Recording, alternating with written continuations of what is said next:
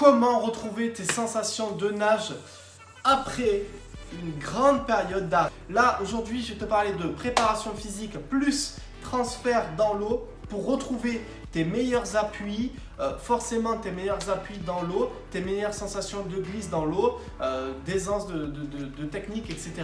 Donc, première chose, avant un retour au bassin, tu dois être capable de te dire, ok, je suis prêt physiquement.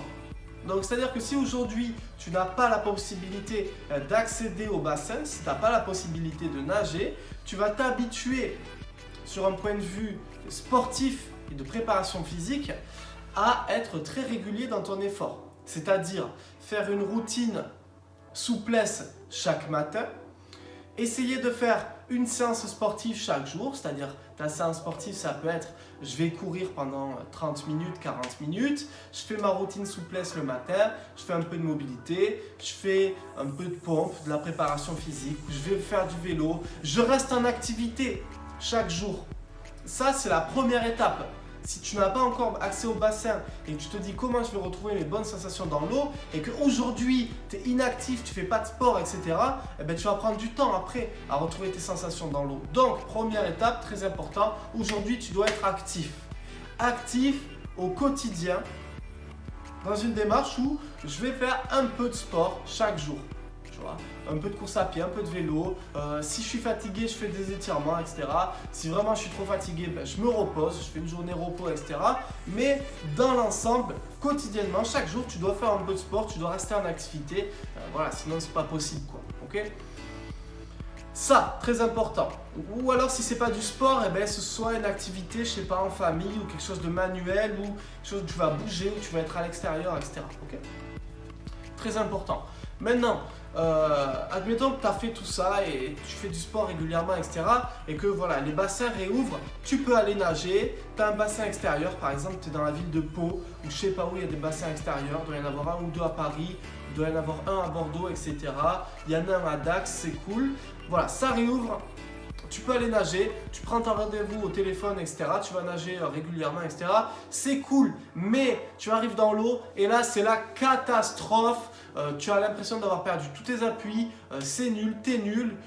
Tu te dis, mais qu'est-ce que c'est? Je suis à chier. Et bien en fait, non, c'est normal. C'est-à-dire que tu dois te réhabituer à ces nouvelles sensations d'appui, etc. dans l'eau, etc. C'est-à-dire que ton corps, il est un peu rouillé, et bien tu dois te réhabituer. Donc, pour te réhabituer de la meilleure des manières, il va falloir que tu ailles nager souvent, le plus souvent possible. Ça, c'est la première chose. Nager le plus souvent possible. Première chose, premier point, je ne vais pas le répéter, tu as compris. Deuxième point, tu dois mettre un point clé sur ton amplitude, sur le fait de faire des grands mouvements, sur de longues séries. Mais déjà, 1, tu vas essayer d'aller nager le plus régulièrement possible. Et 2, tu vas faire attention à ce détail, c'est-à-dire nager des longues distances, 100 mètres, 200 mètres, 400 mètres, 2 fois 400 mètres, 3 fois 400 mètres, 4 fois 400 mètres, 10 fois 200 mètres, 10 fois 100 mètres, etc. Des séries comme ça, 8 fois 50, tu vois. Des séries comme ça où tu vas enchaîner où tu vas faire un gros volume de ta série en respectant le fait de faire des grands mouvements et si possible tu vas compter le nombre de coups de bras que tu fais. Tu ne regardes pas encore les chronos, par contre tu comptes le nombre de coups de bras, tu allonges ton bras très loin devant, etc. Tu prends ton appui, il y a quelque chose qui se passe, un petit battement régulier derrière, etc. Enfin voilà, je ne vais pas te faire la leçon, mais déjà fais attention à ton amplitude de nage. Si tu es trop court, c'est pas bon. Fais attention aussi à toutes ces parties, couler, culbute, reprise de nage, tu vois, faire une belle coulée, être bien placé en flèche sur ta coulée, un coup de bras au moins avant de reprendre ta respiration, crawl, au mieux tu en fais 2 ou 3, accompagne ton premier coup de bras d'un battement pour sortir de l'eau, tes coulées, tu essaies de pousser au mur, faire une ondulation, etc. Travaille tes coulées, tes culbutes, tes reprises de nage, s'il te plaît, quand tu reviens, parce que c'est une bonne habitude que tu vas reprendre de suite.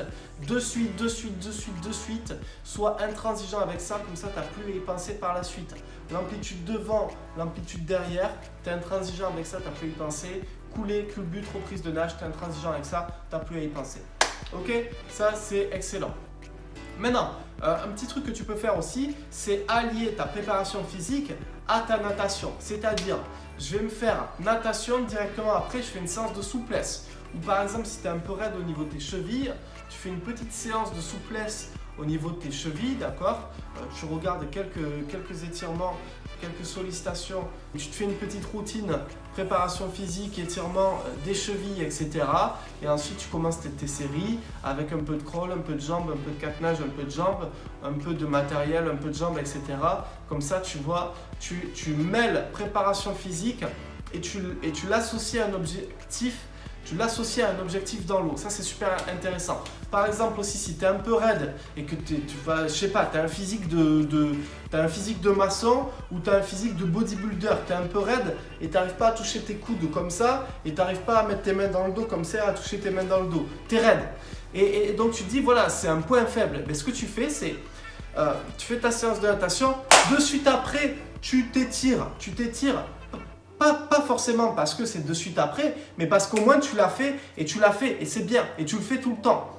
Et au mieux, tu fais une petite séance de routine de souplesse le matin, ça on en parle, on fait que en parler. Séance de routine de souplesse le matin, ensuite tu vas nager l'après-midi et juste après ta natte, bam, tu t'étires, etc. Comme ça c'est fait. C'est pas tant le fait de s'étirer juste après, c'est plutôt le fait de s'étirer, de le faire et de ne pas oublier de le faire.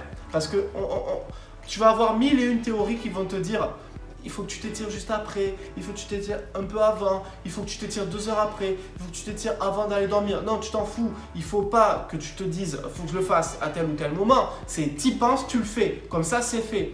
Et tu deviens plus souple sur un point de vue global. Tu entretiens ta souplesse globale. Tu n'entretiens pas tes étirements parce qu'il faut les faire 2 heures après l'effort. Non, tu t'étires pour entretenir ta souplesse globale. Donc au final, peu importe quand tu le fais, mais tu le fais. Et mon conseil, si aujourd'hui tu es raide et que tu as des objectifs de souplesse, fais-le juste après nager. C'est un sport d'étirement, un sport d'amplitude. Donc déjà, là, tu prépares tes muscles à une bonne séance de souplesse derrière. Voilà, et ça va beaucoup t'apporter au niveau de tes sensations. Quelques exercices en termes de natation qui vont être super intéressants pour tes sensations aussi. Godille, amplitude max et des éduques. Travaille ta technique avec des éduques. Un truc sympa à faire, c'est 75 mètres en éducatif, 25 mètres derrière en nage complète. Comme ça, tu retransmets les bénéfices de l'éducatif directement sur la nage complète. Et si tu ne sais pas quoi faire comme éducatif, tu viens avec moi en stage. Et moi, je te donne les éducatifs qui sont adaptés à toi, ton profil, ton niveau et tes objectifs. Et puis, qu'est-ce que je voulais dire aujourd'hui? Ouais, si aujourd'hui, tu manques de force dans l'eau et que tu te dis, voilà, mes meilleures sensations, ma glisse, etc., elle va passer par un gain de force, que ce soit en musculation, en salle de sport, que ce soit chez toi en faisant des pompes, des tractions, des dips, des squats, ce que tu veux, des abdos, etc. Si aujourd'hui tu manques de force, ce qui va être super intéressant de faire, c'est une petite séance de préparation physique et directement derrière, dans l'heure qui suit, tu vas nager et là tu fais ça pendant 3 mois, tu es au top sur tes appuis, sur ta force et sur ta glisse, tu vois. Et là, tu es très bien, ok? Donc voilà, c'est tout ce que je voulais te dire. Je fais un résumé rapidement là de tête. La première chose que tu as à faire, c'est aller nager très souvent, d'accord? Le plus souvent possible, tu le fais d'une manière progressive. La semaine 1, tu y vas 2 fois. La semaine 3, tu y vas 3 fois. La semaine 4, si tout va bien, tu y vas 4 fois. Si ça ne va pas, tu essaies d'enchaîner sur le 3 fois, etc. En tout cas, tu montes en puissance dans la régularité de tes séances. En 2, tu dois être capable de te donner une très haute exigence sur ton amplitude max et sur des longues séries de 400 mètres, de 200 mètres, je sais pas, 2 fois 400 mètres, 3 fois 400 mètres ou 4, 5, 6, 7, 8, 10 fois 200 mètres. Sur les très longues séries, tu dois être capable d'avoir une exigence en termes d'amplitude max. Pareil, tu as des séries très bien adaptées dans B-Scroll, tout ça tu vas le voir. Ensuite, j'ai parlé de quoi? De tes coulées, culbutes, reprises de nage. Tu dois être intransigeant là-dessus, comme sur ton amplitude, le fait d'allonger loin devant, loin derrière, etc. Tu peux aussi allier préparation physique et natation en fonction d'un objectif.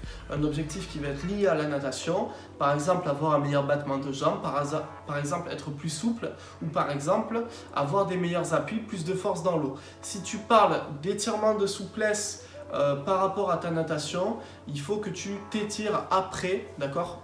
Pas forcément avant, mais après ce sera plus efficace dans une démarche globale d'améliorer ta souplesse de ton corps en général. Par contre, si tu parles de force, Si tu parles de force, ta séance de préparation physique, tu l'as fait avant la natation. Comme ça, tu fais un transfert de cette force directement dans ta natation et sur tes appuis dans l'eau. J'espère que cette vidéo t'a plu. Là, du coup, tu as 2 super vidéos pour justement avoir un bon retour au niveau des bassins. J'ai juste oublié un truc, tu as aussi toute cette partie d'élastique où tu peux t'échauffer avec tes élastiques, où tu peux faire quelques mouvements de natation avec les élastiques, etc. avant ta séance. Et juste après, tu passes dans l'eau, tu amènes tes élastiques, tu les accroches quelque part, tu le fais au bord du bassin, tu fais ta prévention des tendinites, tu fais tes exercices de force, d'appui, etc. avec les élastiques. Directement, tu pars dans l'eau. Ça, tu le fais dans le premier mois de ta reprise de la natation et tu verras des très gros bénéfices. C'était Malcolm. Si cette vidéo t'a plu, tu prends des notes, etc. Tu te l'affiches quelque part, comme ça, tu as en visu. Ou alors, tu la re-regardes, etc. En tout cas, voilà, ça va beaucoup t'aider. Je te dis à très bientôt pour une nouvelle vidéo.